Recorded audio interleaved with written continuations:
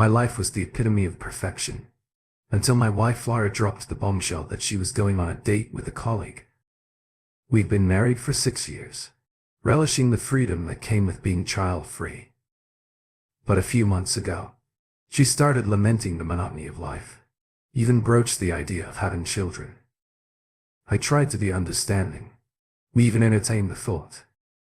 However, her declaration of a date was not a proposal for discussion but a statement of intent. She was planning a dinner with a colleague, Vince, claiming it was just a harmless adventure to break the routine. I felt betrayed, but what shook me to the core was her subsequent plan for a weekend getaway. I couldn't wrap my head around it. My marriage, my happiness, seemed to crumble overnight. Welcome to the Love and Betrayed Love channel. If you enjoy this story, don't forget to subscribe and give it a thumbs up. Yesterday, Laura calling her disgusts me. My wife approaches me and tells me she's going on a date. I'm 33 and male. Laura, a 34-year-old female, and I am married for 6 years. We opted not to have children and live our life as a happy couple. Now, a few months ago, she began grumbling about how monotonous life has become and how it would be great if we had children. I said, if you really want, we can talk about it. We still have time, I suppose. Then she changed her mind, saying it was only for the midlife crisis.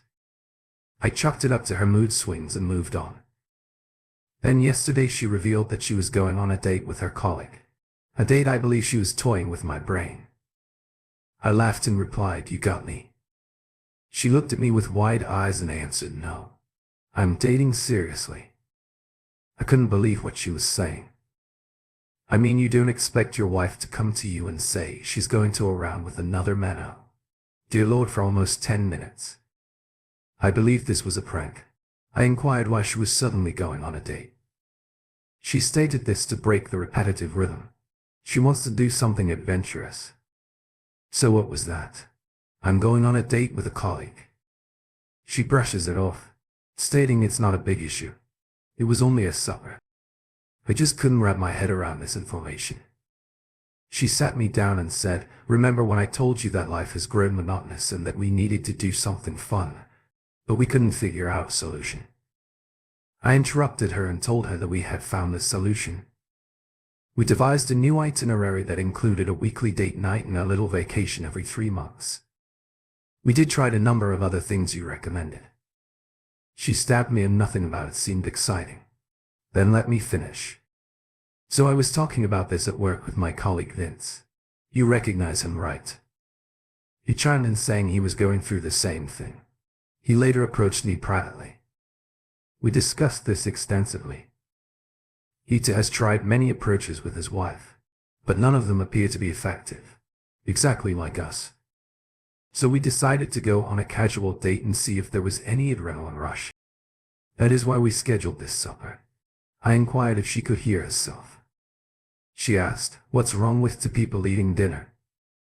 I inquired if it would simply be 2 people eating supper, and nothing else. She said yes. So why the heck are you calling it a date?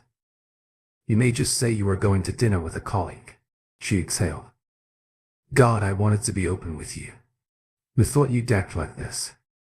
We decided to call it a date because you know our talk might have gotten personal. What the hell was that? She stood up saying she was running late. She asked to get ready and it was probably a bad idea to discuss it with me. I asked, are you still going for it? We're leaving this chat. In the middle she looked back and responded in a way that mocked my remarks. Yes, I'm going on the date. Leaving the conversation in the middle. He does this frequently to annoy me. Except it wasn't hilarious this time. I sat in disbelief. 5 minutes later she emerges from the room and says, it's just dinner. Do not make a big issue about it. Pretend this conversation never occurred.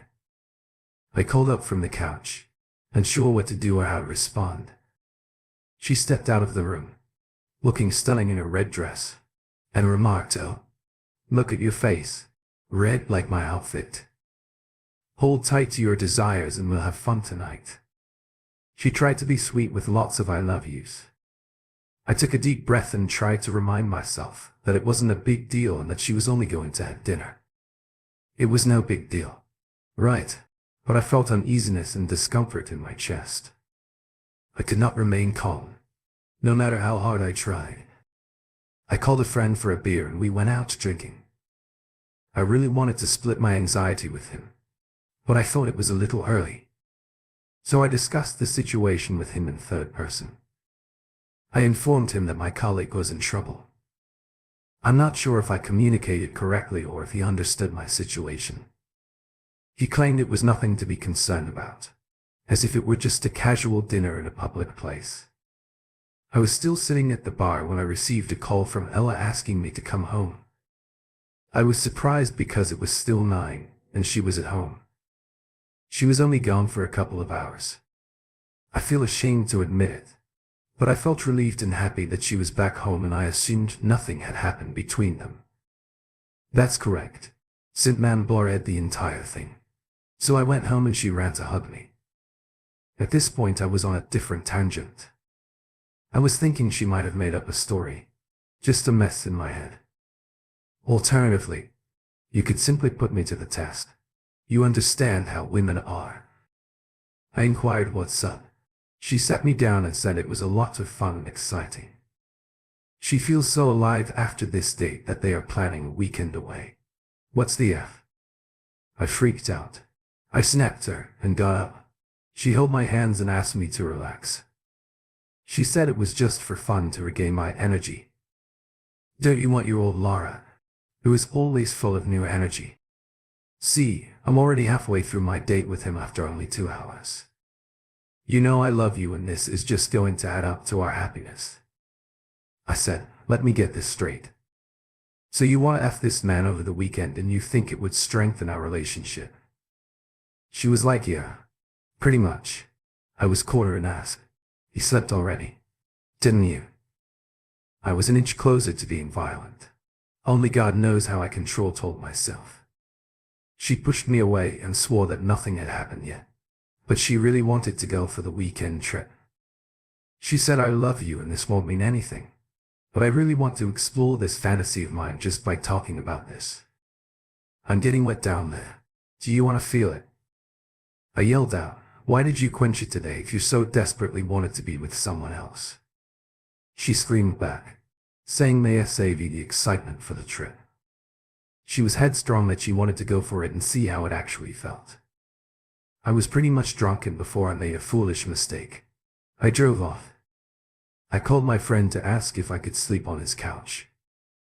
I came back home in the morning to get ready for work and she was sleeping blissfully. When I was getting ready she came and hugged me from behind, saying I love you. I shrugged her off. She said, I know you are mad at me now, but I'm also sure that you left to let me do what makes me happy. I didn't say a word and left for work. I'm feeling miserable. I cannot focus on anything today, Thursday and Saturday. She wants to go screwing with that dude.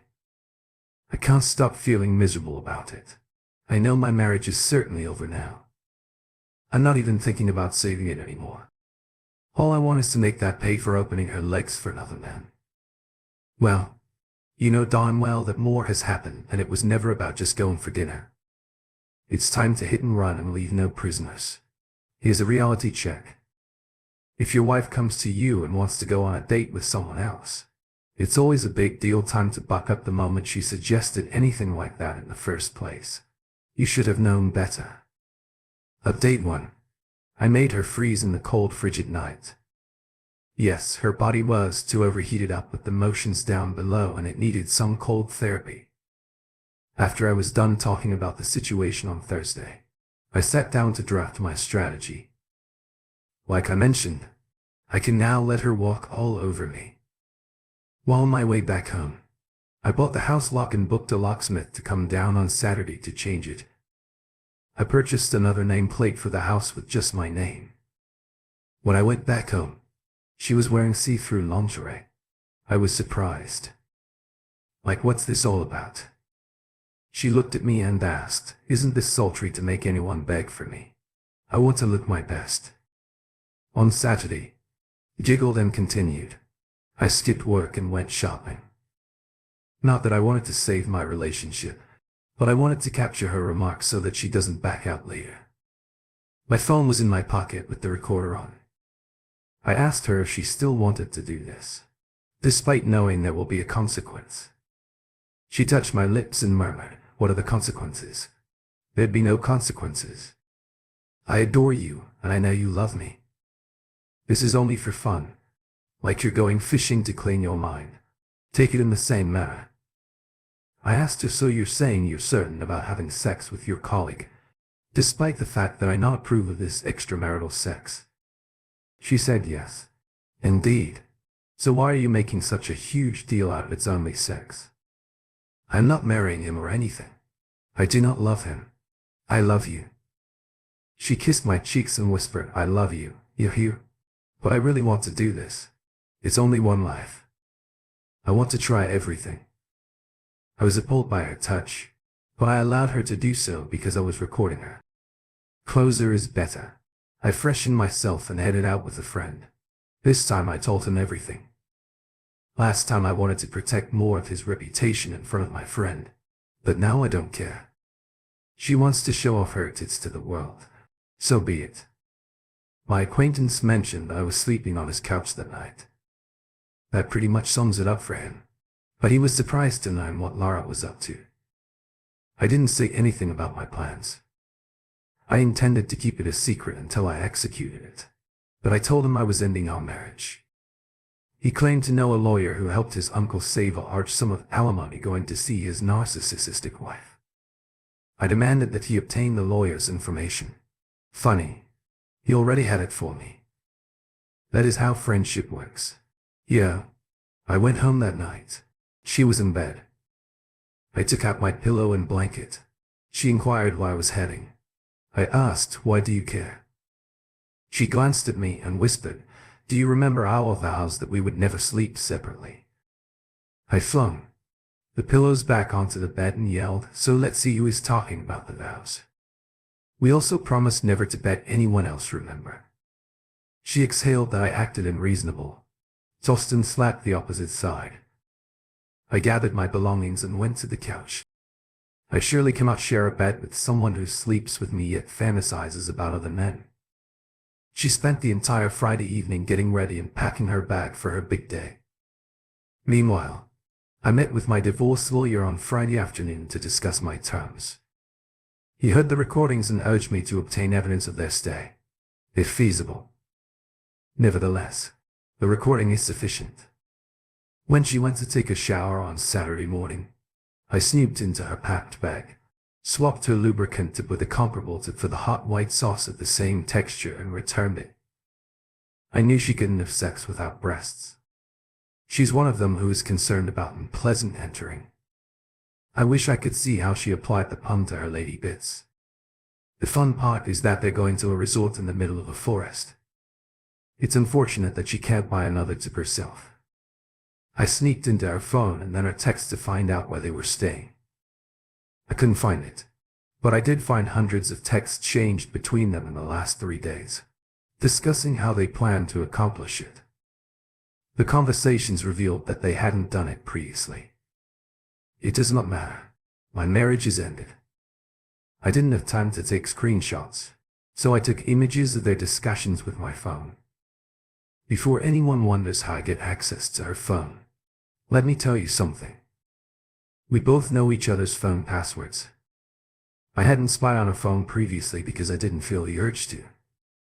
After she got out of the shower, I asked where she was. She flushed and asked, "Now you care?" I replied, "If your lover chokes you to death with his big tool, I should know where to pick up your dead body." She chuckled as she told me the name of the resort. I messaged it to my lawyer, who told me that he would obtain a copy of their stay. Apparently, hotels share this information with lawyers. I'm not sure how to ask. After a time, I noticed a car honking in her driveway. She was still not prepared. She was about to go to the window and possibly call them inside.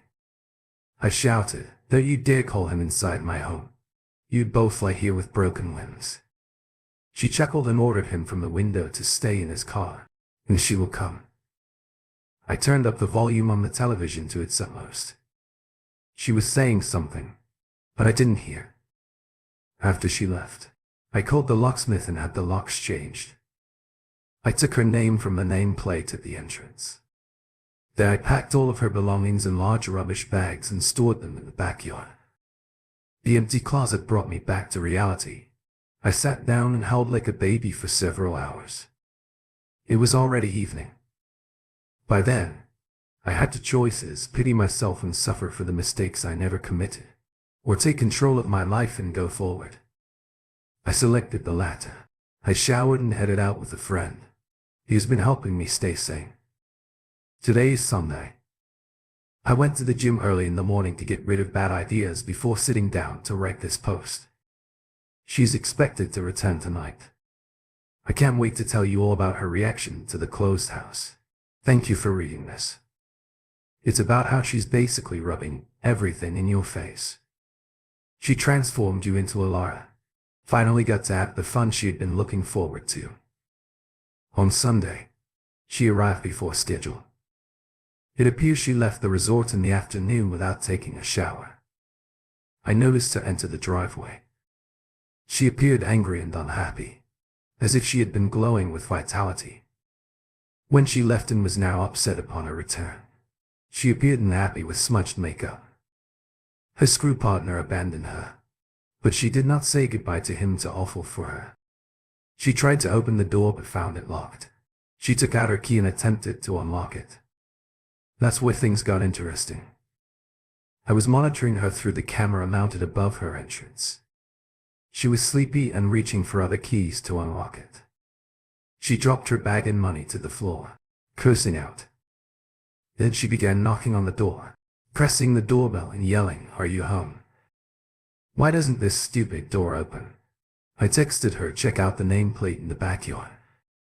I then blocked her. It was a sufficient clue for her.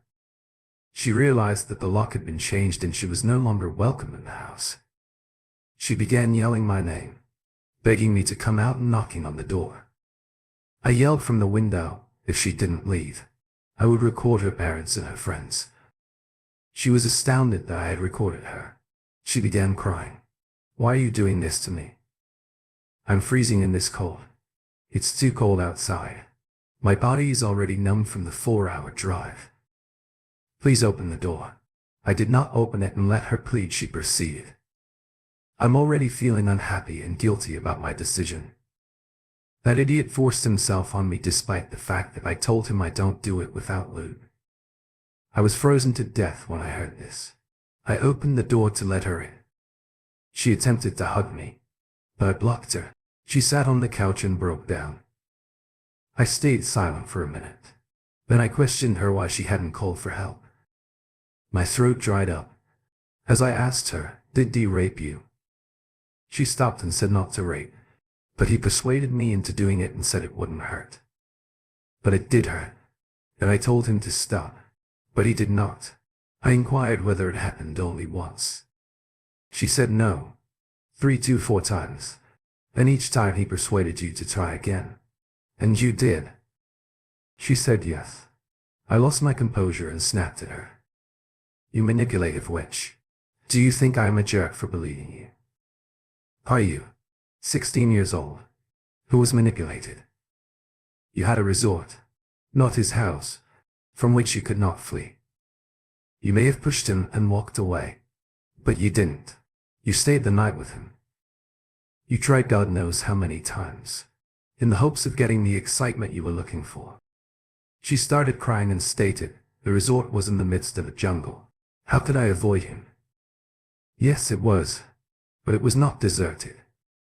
There were resort workers and other visitors who might have helped you also. Why don't you phone me if you feel threatened?" She kept crying because she didn't have a response. I told her to go and that she'd be served within a week. She pleaded, "Please do not do this to me. I am already guilty of my decision, and I am suffering the consequences.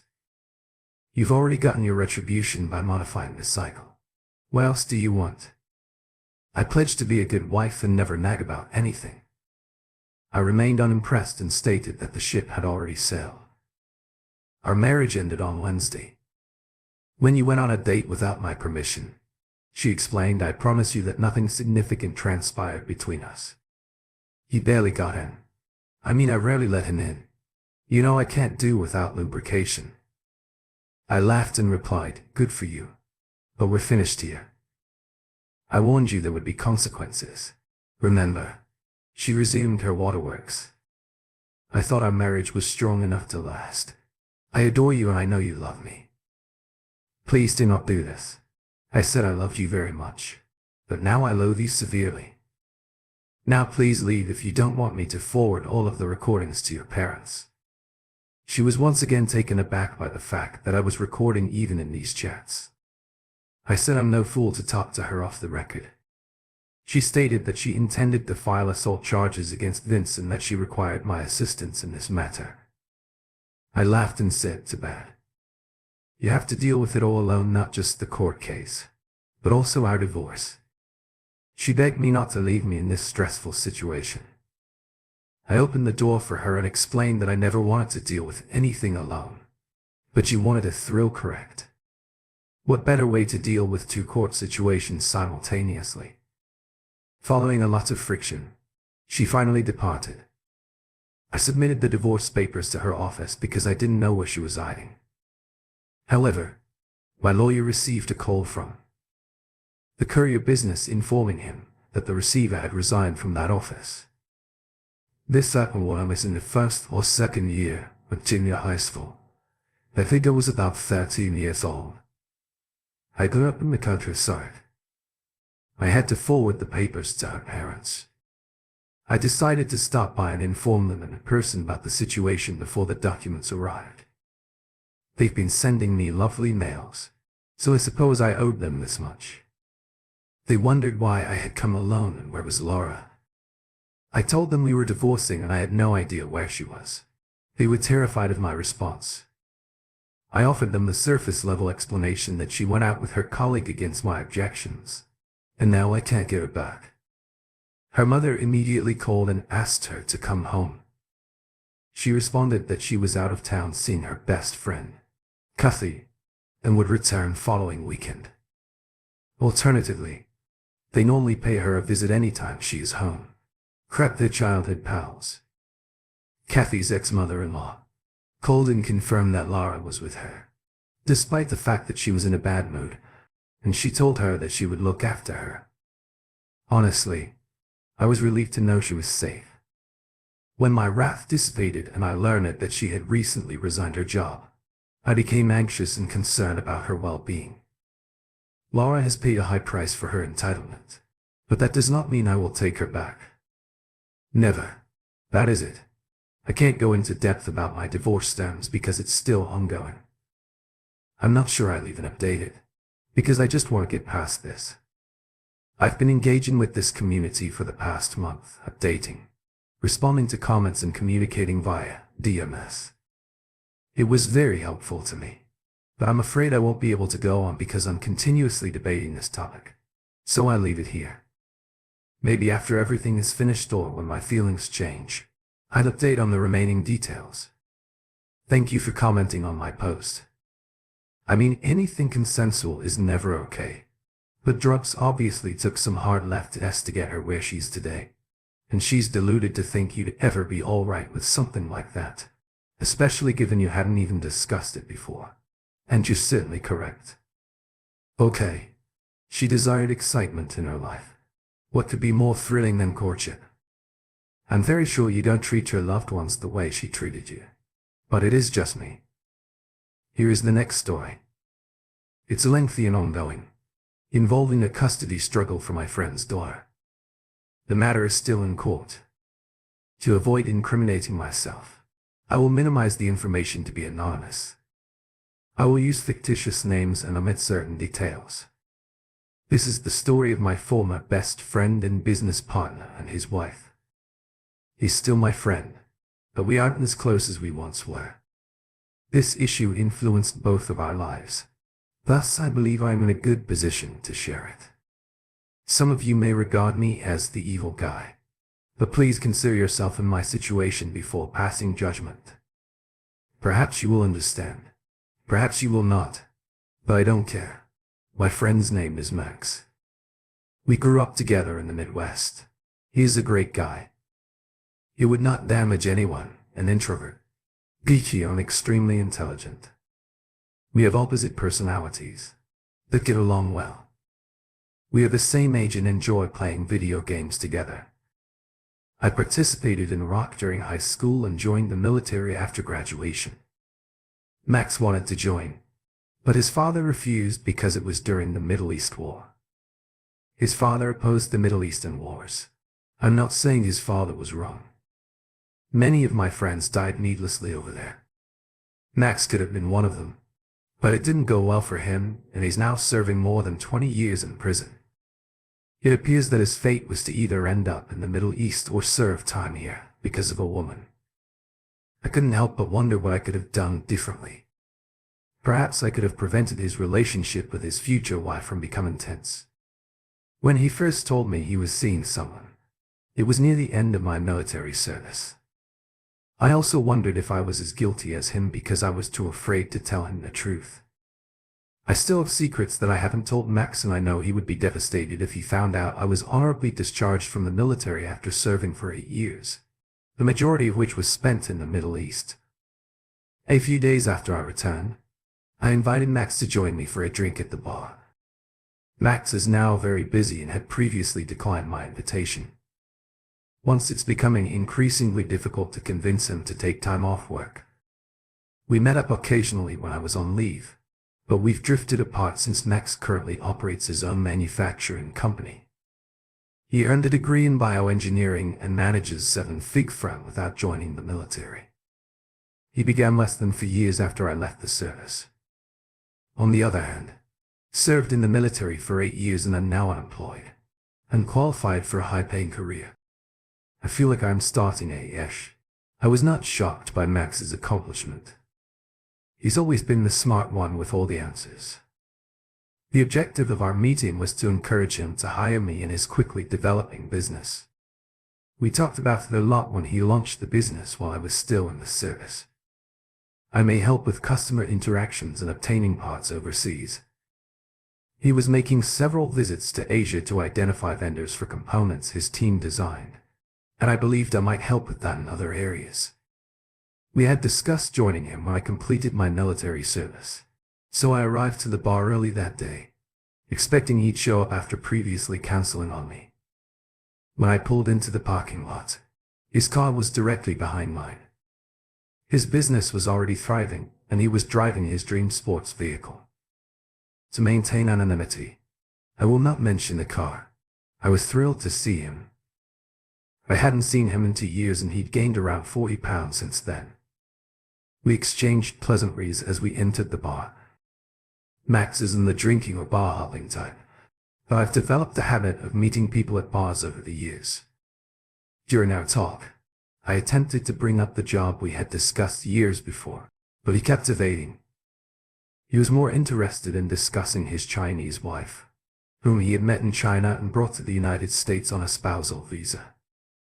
We chatted about her over the phone approximately a year ago when he brought her to the United States. He said he met her 2 years ago when traveling in China to find sources for a part he invented for his latest invention.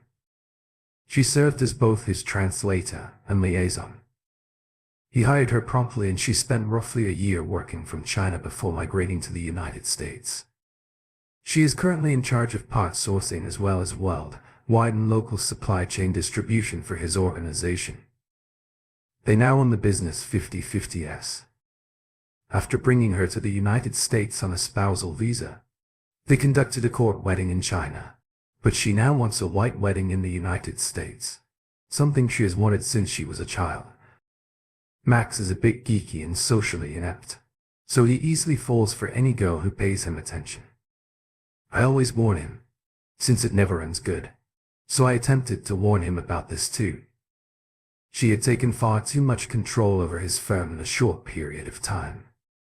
He even informed me they hadn't had sex yet because she wanted a white wedding first, adding that it should be special and take place after their wedding night.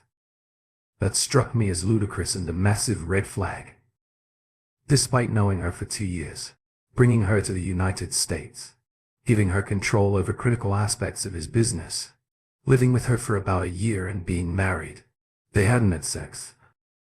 I'm not an expert on Chinese culture, but I know it's unusual for a woman to remain celibate after a man has done so much for her. When I inquired why they hadn't had the white wedding yet, he said that her parents were having visa complications but were on their way to resolving them because she wanted them there. I called BS. She told him that if it were me, she would have given up by now. That bothered him and he became defensive. I told him I didn't know what made her so wonderful. He described her as an excellent business partner, intelligent, gorgeous and hardworking.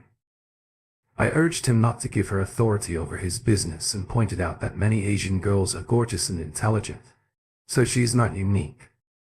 I also mentioned how uncommon it is that they haven't had sex yet. After being married for so long, Max was becoming agitated by my queries and how I was blowing his bubble by doubting his wife's intentions. So I decided to focus on the reason I was there. When I mentioned the job he promised me again, I felt like I'd already annoyed him with my previous queries. His mood had shifted and he no longer wanted to discuss the employment prospect. This didn't seem like the Max I knew, possibly because he had money. Now he believed that I should not have an opinion. At the end of the meeting, he tentatively agreed to notify me once he had rearranged things to guarantee he had a seat for me. After that, I felt as if my old friend had vanished, replaced by a businessman, a nerd in love with a girl he hardly knew, and, being led around, I decided that if he offered me a job, I would simply tell him what he wanted to hear and become a yes guy. I needed to watch out for myself. About 3 days later, he called and invited me to his house. That evening I prepared as if for an interview. I was nervous meeting someone who used to be my best friend because I wanted the job. I didn't want to say anything that may upset him. I knew how people grew apart. Someone who was your best buddy a few years ago may change as a result of their experiences and surroundings. I wasn't sure whether I would meet his wife because they lived together. I got to his residence at 9 or 10 p.m. He owned a great house in a desirable neighborhood, nothing really extravagant at this point. I was still living with my parents and driving a useless car, so this was a huge issue for me. When I walked in, his wife was home. She seemed very shy and formal in her greetings. I wondered whether that was one of the reasons he liked her. In addition, she was stunning and had prepared some Chinese cuisine for dinner. After dinner, the three of us went to the living room to discuss business over wine.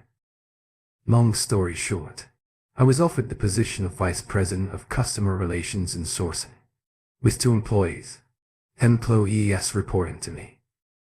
Essentially, I would be the third most important person after Sophia, Max's wife. I also learned more about the company, which employed 10 people at the time. Their primary business is to manufacture medical equipment and components, as well as parts for other industries. They engineer and assemble parts using only Asian components.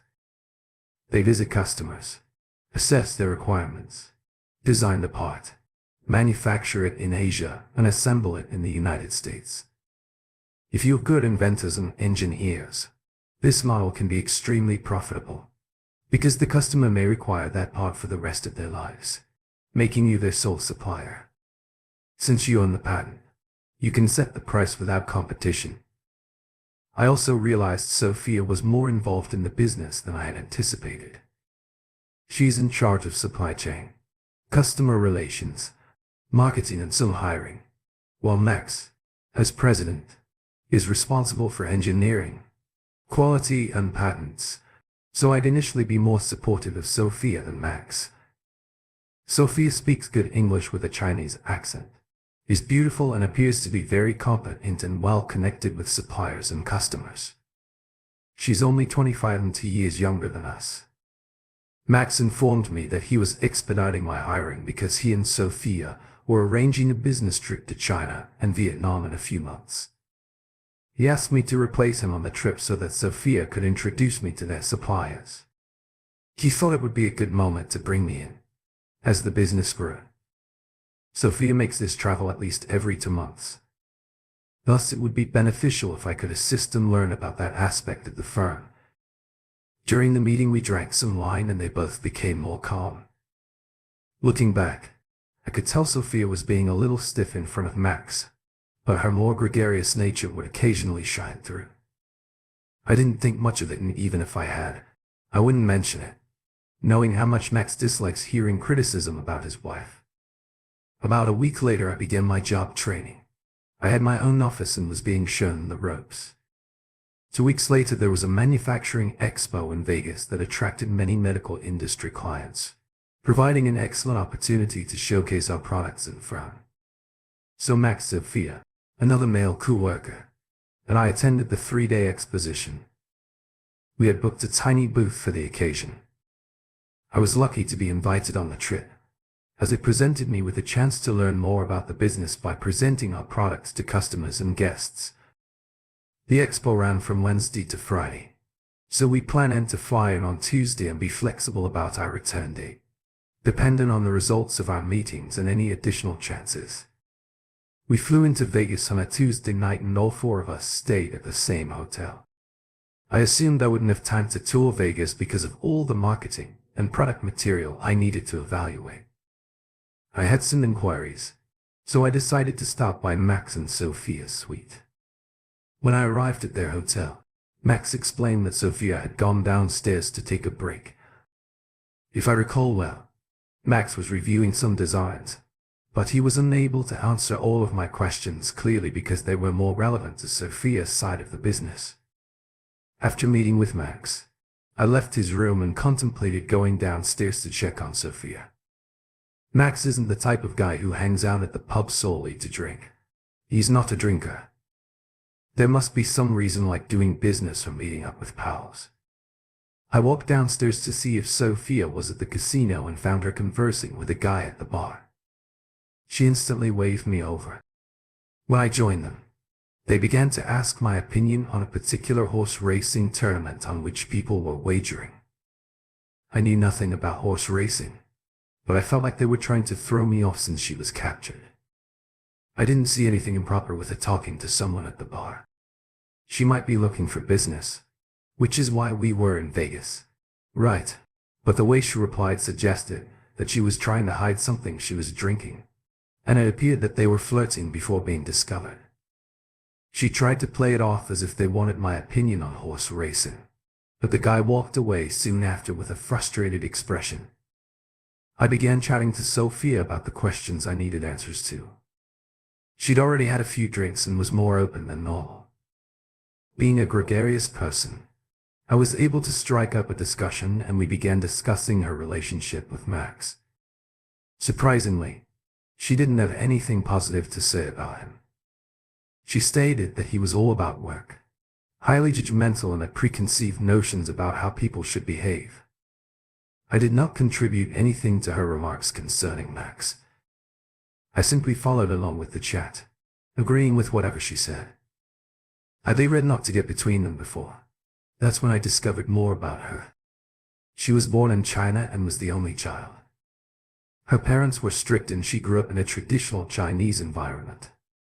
However, she had a wealthy uncle who sent her to a good school and sent her to the United States on vacation multiple times. She graduated early from college and worked as a liaison between Chinese and international enterprises. Where she met Max, we spoke for at least an hour getting to know each other. The pub was sparsely populated because most people were at the casino and everyone was keeping to themselves. We got along really well that night and I felt some chemistry developing, probably owing to the booze. I tried to lighten the tension by proposing we contact Max to join us, but she said he was already asleep and that staying up late at the pub wasn't his style. I knew she was correct. It was not his type of scene. I regretted asking that question, since I sensed the tension was high. I excused myself to visit the restroom because I was having sexual thoughts and sensed a lot of sexual tension in the air, which I knew was unacceptable. She wasn't coming on to me, but we were both flirting. On a subtle level, I could argue that I was the one who took the initiative and she was only playing along. Perhaps I could blame the drink. I decided to excuse myself to relieve some stress because I felt like I was ready to betray my best friend and boss by becoming connected with his wife, whom he adored. I did not want to lose my job over this, and furthermore, I was not that type of guy, or so I thought. I went to the bathroom to straighten my pants, and when I came out, I noticed another guy hitting on her as she was sitting on the bar stool. He left as soon as I returned. When I sat down next to her, I knew why she was receiving so much attention. She looked amazing, a 9 or 10 on a scale of 110. She spotted me staring at her, and all I could say was that the music was fantastic, and asked if she wanted to dance, which was intended as a joke because the music was bad. She giggled and claimed it was a slow dance track she didn't enjoy. I meant it as a joke, but she seemed open to it despite the terrible music. I asked her what sort of music she loved, and she said R&B, EDM and house music. I felt like I had gone too far. I offered if she wanted to visit any clubs in Vegas that played that type of music. To my astonishment, she knew exactly which one she preferred, as if she had been there before. I questioned how she knew about them, and she claimed she came with a buddy for her birthday and had been to a few Vegas clubs. She has also traveled to Vegas on business several times. It felt like she was bragging. At that point, I assumed this was not the Sophia I knew. Max had given her wide license, especially when she denied being connected to him, stating they required a white wedding before they could be intimate. I was convinced she was hiding her true self from Max and was not the virtuous woman she claimed to be. That night I witnessed a smart, shrewd, manipulative and gorgeous woman who enjoyed flirting and attracting attention from men, particularly those who were not her husband. I thought Max was in trouble because she seemed overly ambitious and dissatisfied with her situation. She just criticized Max and said she could do better. It appeared that she was attempting to build out her own empire, using Max as a vehicle to get there. I followed her example and went to a Las Vegas club that played EDM and house music. There was a huge line, so we waited and flirted with each other. We were tipsy and immersed in our own little universe. Once inside, we had our hands all over each other on the dance floor. We were grinding so closely together that it felt like we were doing it while dressed. I got carried away at one point and ended up with 2 of my fingers inside her while we danced. She stopped me and recommended we go back before Max went looking for her. I checked the time and it was already around 1 a.m. She was correct. I had to get up early to open the booth and I needed some sleep because the next day would be long. We exited the club and waited in line for a taxi. I bribed the guy in charge of the line with 20 to get us ahead on the short journey to the motel. Sophia and I were making out in the taxi's rear seat. Before I knew it, she had unzipped me and began giving me a BJ, unconcerned that the driver could see us in the rearview mirror. We were a few blocks away from the hotel when the driver playfully ordered us to stop and get a room. She came to a stop after that in the cab to the hotel. We were on the same floor in the elevator, and when we got out I assumed we'd proceed to my room to finish what she had started. Instead, she simply murmured good night and went to the room she shared with her husband. I stayed up late that night wondering what could have happened. The next morning, a knock on my door jolted me awake. The other employee came with us and reminded me that we needed to pack and set up our exhibit early. Attendees arrived before the expo started. The aim was to arrive before 7 a.m., but it was already a few minutes past 7. I immediately got ready, brushed my teeth and headed downstairs. I wasn't thinking about the previous night until I noticed Max and Sophia eating breakfast downstairs. I wasn't sure how Sophia would react when she saw me, but she welcomed me as if nothing had occurred. We didn't have time to join them, so we went to the location to unpack and prepare everything. When we arrived at the venue, we unpacked and set everything up. A few people and potential clients stopped by our booth and I was busy pitching our products before Sophia and Max arrived. I tried to look at Sophia sometimes while we attended to individuals, but she refused to look at or talk to me. It was awkward. It appeared that she was avoiding eye contact, feeling that what occurred was an error. I wondered if the booze had influenced her conduct. She was tipsy, made a mistake, and I took advantage of it. Before the expo concluded that day, I had a feeling she would confess to Max and I would be in trouble. She was clearly avoiding me and I was terrified. She'd tell Max what occurred last night. I worried losing both my career and a friend. To make matters worse, she left before the expo ended and Max informed me she was not feeling well. I believe part of the reason she left was that I made her uncomfortable. I felt bad when I shared a cab with Max after the exhibition. I hated being in that circumstance and accepted full responsibility. On the walk back to the hotel, I considered telling Max what occurred to control the narrative, but it would be difficult to explain how his wife ended up with me, so I remained silent for the rest of the day. I couldn't think of anything else except her, not only sexually, but also because I was afraid she would tell Max about it, costing me my job, reputation, and disgrace. Oh, I'd be screwed big time. I felt the need to communicate with her. I felt like my job was on the line and I couldn't wait till the next day to meet with her. That day I walked downstairs to the bar thinking she was still there from the night before, but she wasn't. It was a long evening. The next day, at the expo, while we were in the booth, Max was dealing with a customer and the other employee was absent. There were only Sophia and I at the booth and there were no other guests. There was an opportunity to speak with Sophia alone, but I had no idea what to say. I called her and attempted to say something as she stared at me expecting me to talk, but I kept stuttering.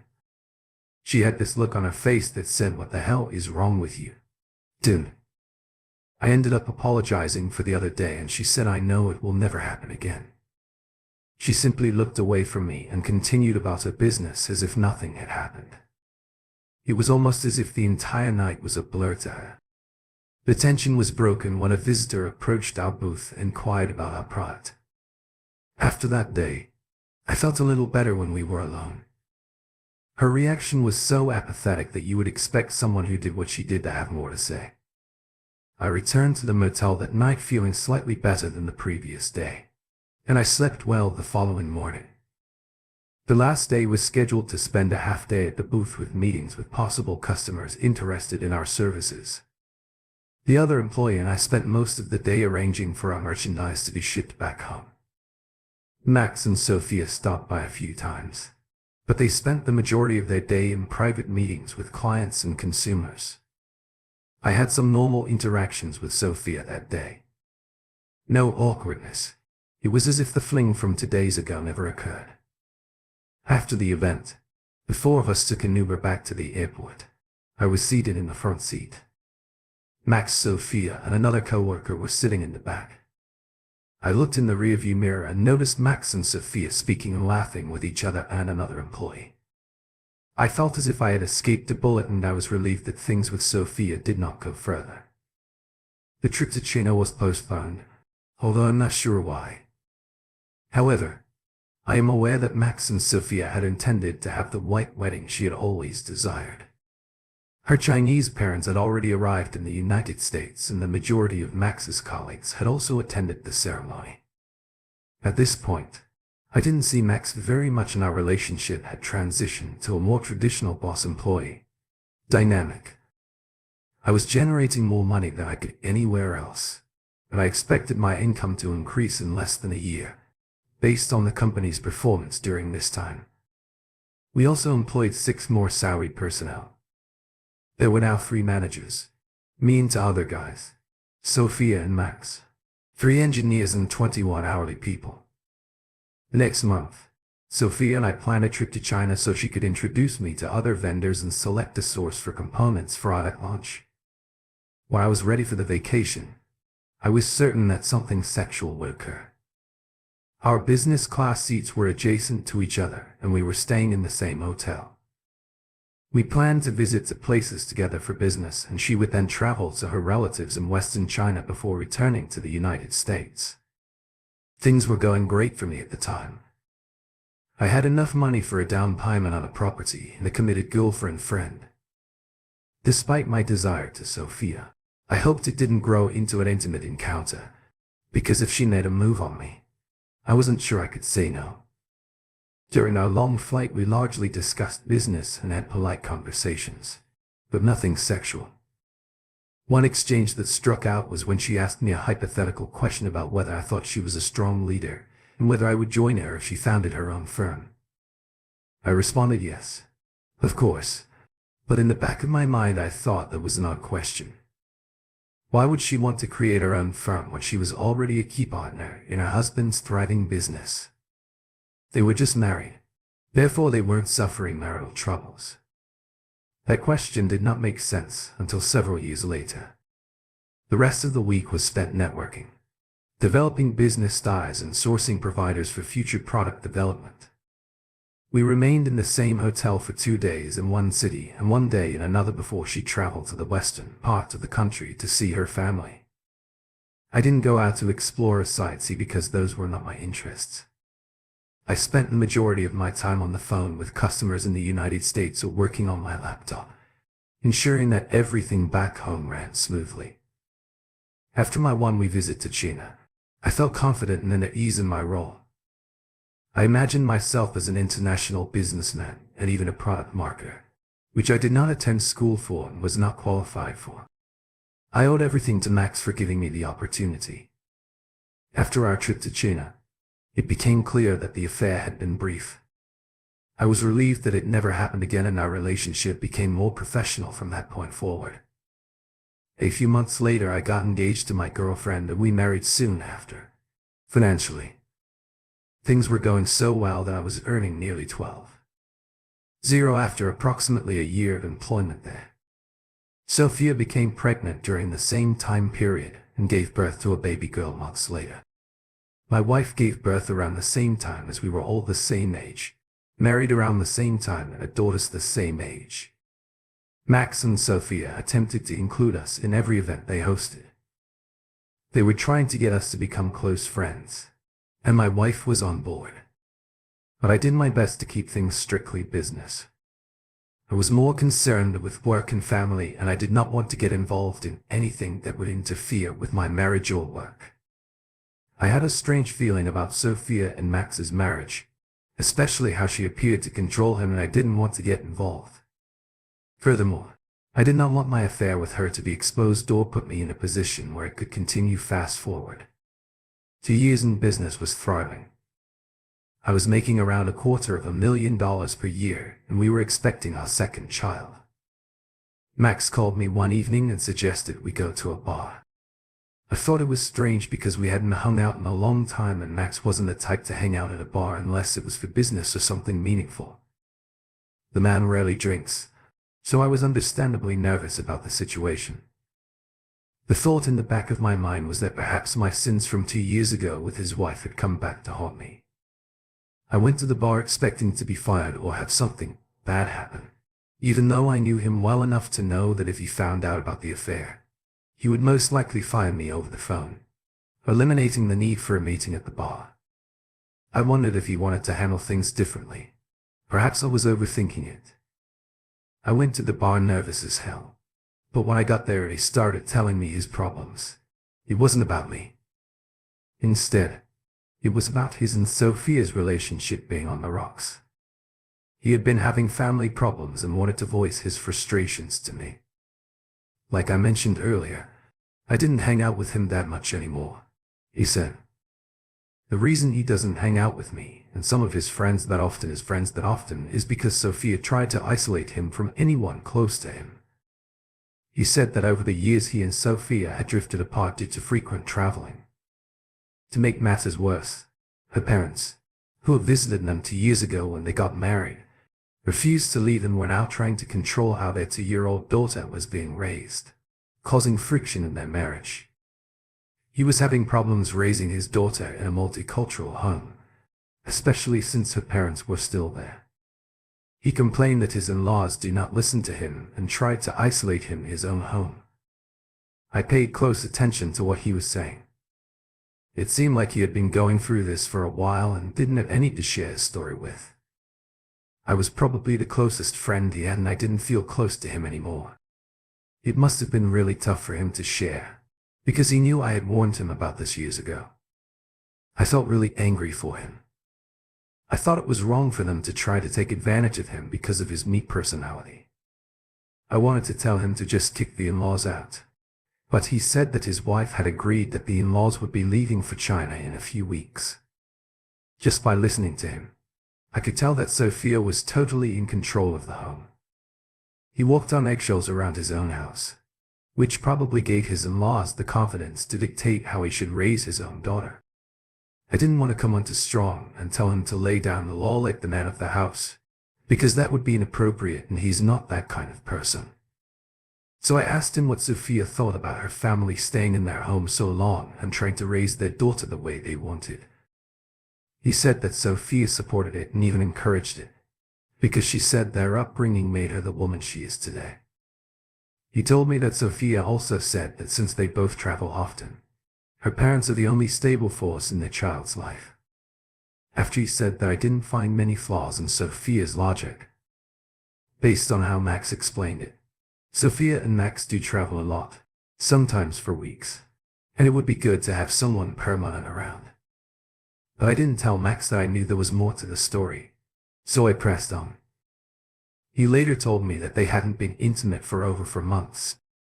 When they are not on business trips, she uses every excuse to avoid intimacy with him, from too much burden at work to their daughter needing attention, anything to rebuff his advances. He tried to convince her to be a stay-at-home mom, but even I know that Sophia is too ambitious for that. He complained that she refuses to have more kids and was a simple wife who would be home and raise the family.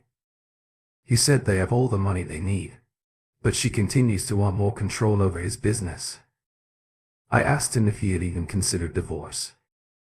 That way he would have shared custody of his daughter and could spend more time with her without outsiders to protect his finances. Because most often whoever files for divorce first will likely get the upper hand. He said that he hadn't considered filing for divorce or speaking with a lawyer. He wanted to talk to her about marriage counseling. I didn't try to dissuade him from going to marriage counseling, but I told him that he should always have a plan B. I also warned him to be vigilant about her movements. I told him to find a way to monitor her phone, track her movements to make sure she is going where she says she is, and install a GPS in her car if possible. He responded by looking at me like I was speaking another language. He gave me a, "How the hell could I suggest such a thing?" Look. He angrily dismissed my suggestion by saying that most of her trips are international and that she is not the kind of person who would have an affair at that moment. I knew he was in trouble. I felt like I should just keep quiet before I incriminate myself. So I just sat there quietly listening to his stories, without offering any tangible opinion, only telling him what he wanted to hear. My assessment at that point was that Sophia was either having an affair or planning to divorce him. This poor guy was the stupidest smart person I had ever known, too oblivious to realize when the rug was about to be pulled out from under him. I was glad we had that meeting, because it allowed me to prepare for the eventuality. I didn't know what impact their pending divorce would have, but I knew I needed to plan for an exit. I realized I wouldn't be able to make the same amount of money somewhere else. The only way to maintain my income was to replicate his business model and start my own thing using the knowledge and experience I already had. I already suspected that Sophia was trying to take over the business because of things she had said to me in the past and the fact that she had taken over the hiring process, bringing in people loyal to her, mostly Chinese employees. I suspected something was up but couldn't make sense of it. She even controlled the employees that worked under me because she had hired them, and I couldn't make any moves without them reporting to her. I didn't trust the employees under me. She had made the workplace toxic. I tried to take control of my team, but she fought back and I had to stand down to avoid getting fired. After my conversation with Max at the bar, I noticed he was slowly losing motivation and slacking on his responsibilities.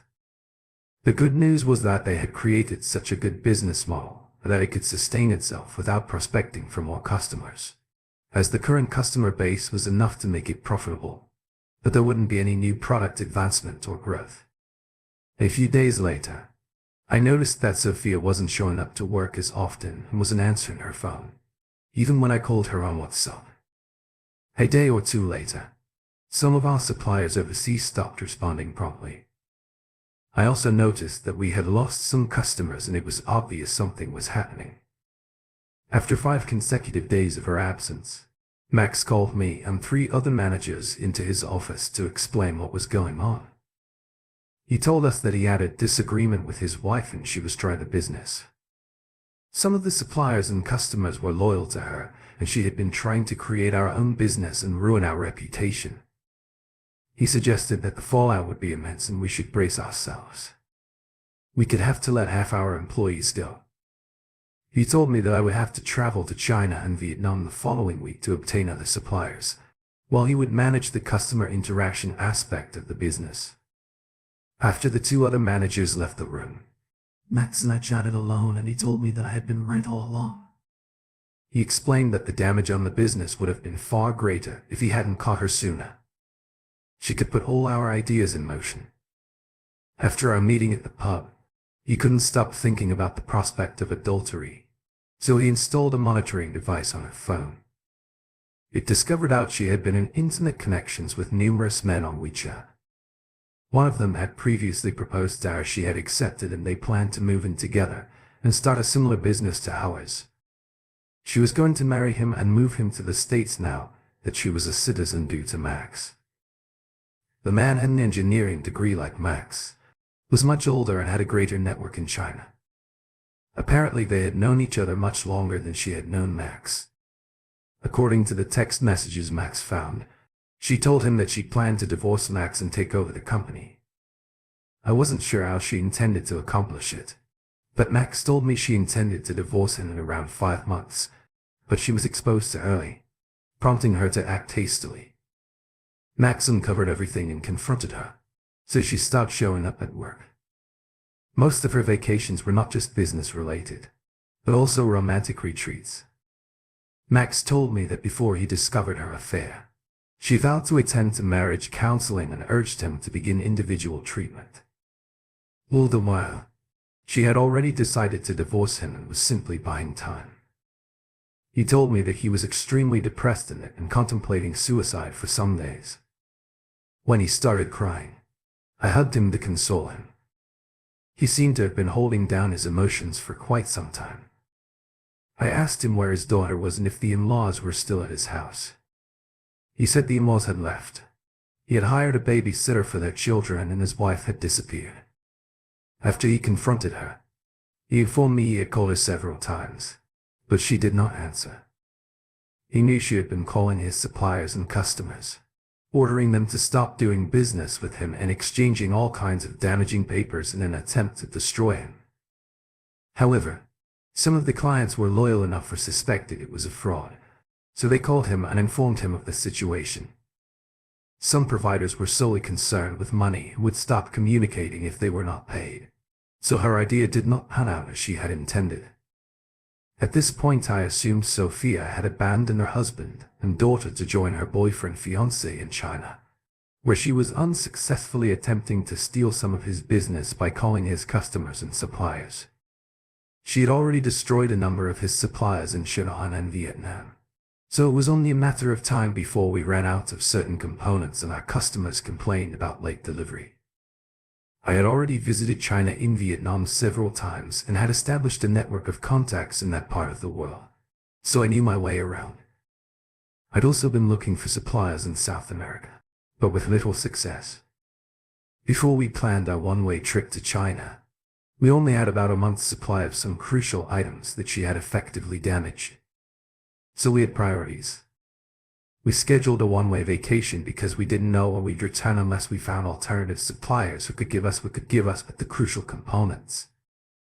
I didn't spend much time wondering why Sophia would want to destroy a firm. She helped start because I knew she was always attempting to silence Max and take over the company. But he was too blind to notice until it was too late. And now we're running around like chickens. Back then I was perplexed by her conduct. I reasoned that taking over the business would make more sense than attempting to start one with someone else, even if he was more successful. I suspected she had accidentally fired the trigger and that her entire strategy was poorly thought out and doomed to fail.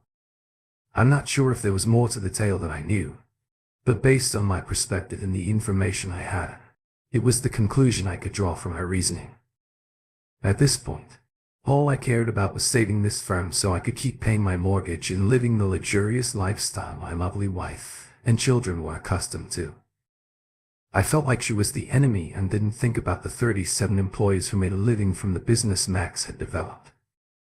We spent around 2 weeks in East Asia, seeing 3 countries. By the end of our tour, we had recovered some of our prior goods, since, bizarrely, Sophia had stopped calling them and was not keeping her promises. At the end of the day, money buys loyalty and we were willing to pay. I found it weird that she abruptly paused her efforts to damage the company. Whatever the reason, it was ideal for me, after we returned to the United States. It took approximately a month to weather the storm, but everything ultimately returned to normal. We never heard from Sophia, and I never saw her again. Throughout those months, I realized that Max was never the same. He had always been an introvert, but now he kept to himself even more, becoming increasingly suspicious and protective. When I asked him whether he had heard anything about Sophia, he stated that she had abandoned him and that kitten that he had not heard from her. He began asking why I was fascinated, which seemed strange given what we had gone through. A few weeks later, I received word from an employee that Sophia had been reported missing. Her relatives stated they did not know where she was and had not heard from her in weeks. I quickly called Max, who confirmed it is accurate. He informed me that the police had spoken to him and suspected foul play. There was no proof. She had returned to China and Max was the last person to see her, making him the primary suspect. Max told me that he hadn't told the police about his wife's infidelity for fear of it being used as a reason to arrest him, and he requested me not to notify them either. At this point, I had no reason to assume Max was participating, nor did I want to. Even if he was, I would cover for him, because it was better for her to go missing than to jeopardize my income. 3 months after her supposed disappearance, I observed a significant shift in Max. He was more outgoing, phoning me frequently and attempting to hang out. Our firm was starting to revive and I'd been to East Asia a few times. I persuaded Max to come out more frequently and hang out with my family. I also brought him to bars and outings with my military friends to help him relax socially and meet new people. When we were out, I tried not to mention Sophia. She was old news. While we were hanging out, Max told me that Sophia's parents and wealthy uncle had been phoning the police to have him arrested because they felt he had done something to Sophia. However, there was no indication of a crime. Max had gladly allowed the police access to his home and they had already searched everything he told them, everything he knew, except about the affair from the outside. There were no symptoms of marital difficulty and neither of them had attempted to contact a divorce counsel. Prior to her departure, they discovered that Sophia had taken out a large life insurance policy on Max without his knowledge, which made the situation even odd. The police were most likely perplexed as well. From their perspective, Max had no reason to trigger his wife's abduction. The cops most likely discussed Sophia in detail with the company's other managers. I know this since they talked to me as well. They were simply looking for answers but had no leads to follow. We were not going to reveal any information, so none of us said that she had attempted to damage the company and was persuading other employees to go. If we had, they would have had a reason to arrest Max or develop a case against him, assuming they hadn't already. The case stayed cold for almost 5 months before Sophia's family in China engaged a private investigation team. They began working the case and asking questions. They were able to get some Chinese employees to speak about how Sophia had attempted to persuade them to leave the company and join her. Sophia's acquaintances mentioned that she was unhappy in her marriage and wanted to leave Max. The private detectives created enough probable cause to pique the interest of the local newspaper, which was most likely funded by her family in China. They published regular reports on Sophia's narrative in order to put pressure on the police in the DA, as well as generate public attention, so the DA would handle the matter. The police eventually obtained some of the evidence gathered by the hired private investigators, including records of her trips, purchases, interview transcripts and information from her affair partners. This time, some employees were taken into the police station, increasing the pressure to speak.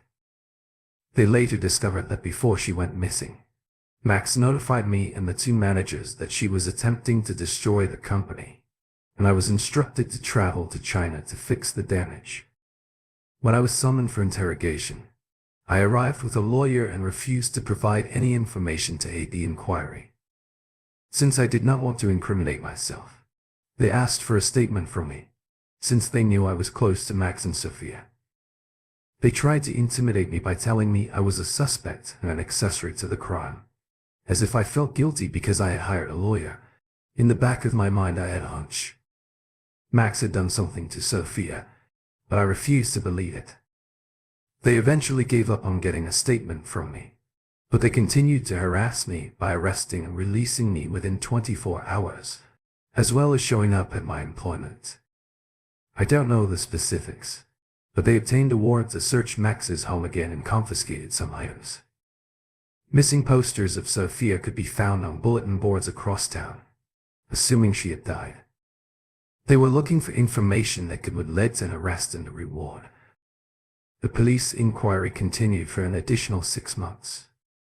It was 6 months of torment, since the news media and some publications were constantly pestering us at our office attempting to obtain a statement.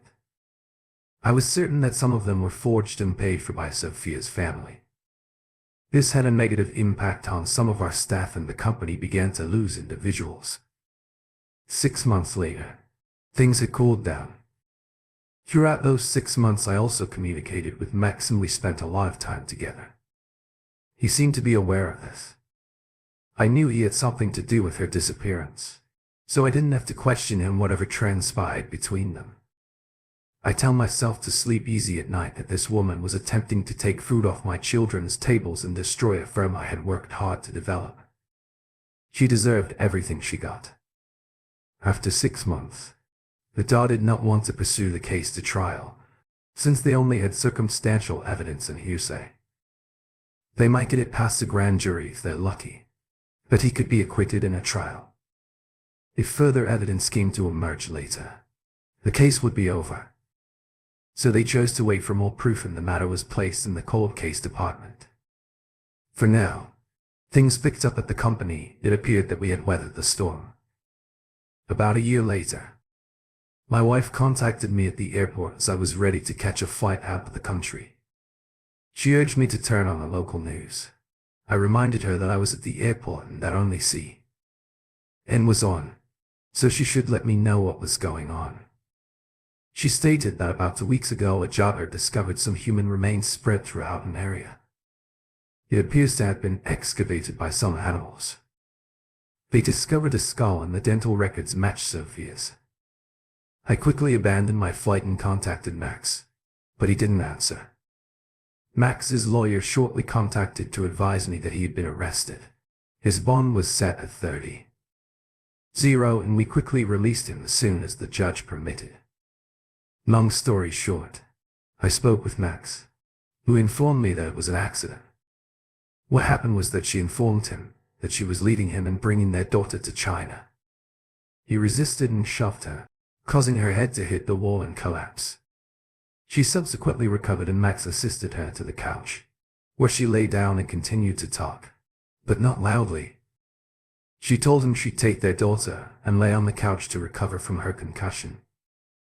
Max stated that he even brought her a blanket. Since she refused to go inside the bedroom, he considered taking her to the hospital, but he was scared the cops might get involved. He assumed she'd be all right by morning. The next morning he returned to the living room and discovered that she had died. He realized she was leaking from the back of her skull. His story matched the coroner's report of a minor fracture on the back of her head blocked for stroma. The coroner said it was unclear whether the force caused her death, but she may have bled out. Following the trial, he was found guilty of second-degree manslaughter and the jury recommended 20 or more years in jail. As I write this, he has already spent 3 months of his sentence and we are preparing to appeal his case. Max has signed over the majority of his business to me and I have promised to look after his finances. I am currently in custody dispute with Sophia's parents because we want to adopt their 5-year-old kid. That's what Max wanted. And the girl grew up with my children, so I believe my home would be ideal for her. Edit. Following the events detailed in the original article, things took a dark turn, revealing a network of lies, duplicity, and groundbreaking forensic discoveries. The course of these events would alter the lives of everyone concerned indefinitely. Sophia, a young mother and wife, mysteriously vanished in October 2019. Her husband, Max, reported her missing the following day, citing suspicious circumstances. Instead of dialing 911, he called the non-emergency line, which raised significant concerns among detectives. Max speculated that Sophia may have fled with another guy, citing an alleged emotional affair with someone in China. However, Max's actions and proof of a turbulent marriage swiftly shifted the emphasis to him.